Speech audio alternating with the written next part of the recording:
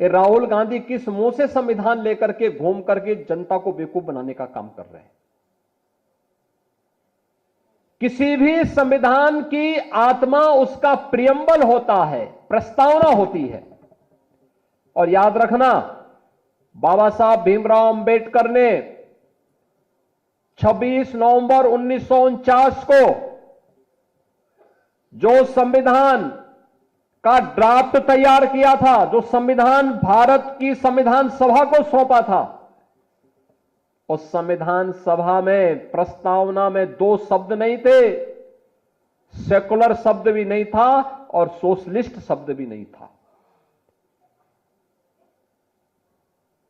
कांग्रेस ने अपने हित के, अपने स्वार्थ के लिए,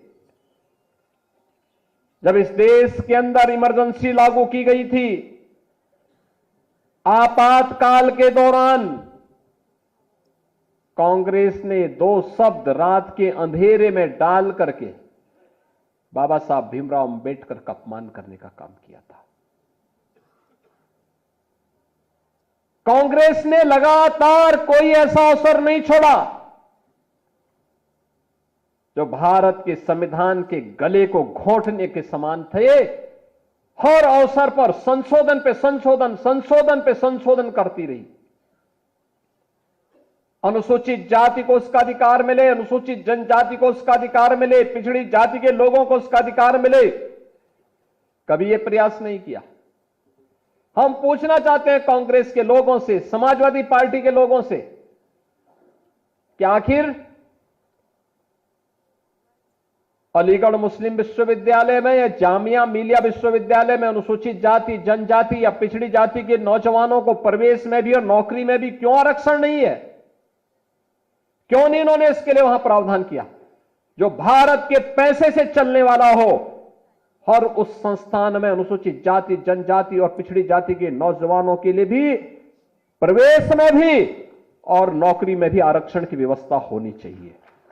लेकिन वहां पर नहीं है, वहां पर नहीं बोलते ये लोग, मौन हो जाते हैं।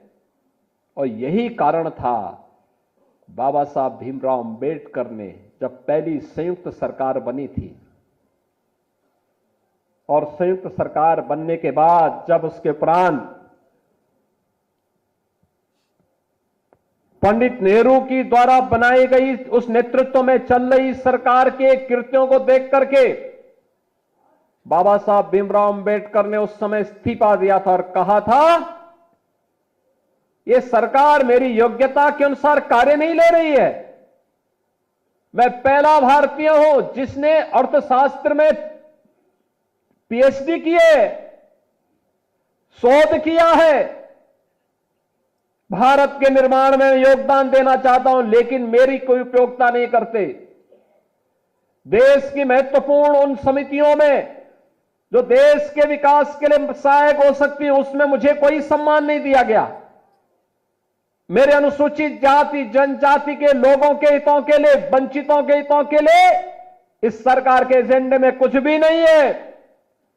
यह तो केवल और केवल इस सरकार को विभाजन के बाद भी केवल मुस्लिम तुष्टीकरण की चिंता है, इसलिए मैं अपने पद से इस्तीफा दे रहा हूं।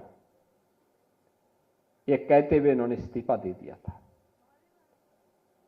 और कांग्रेस की हर कृत्य वही है आज भी, तनिक भी उसमें कुछ बदला नहीं है।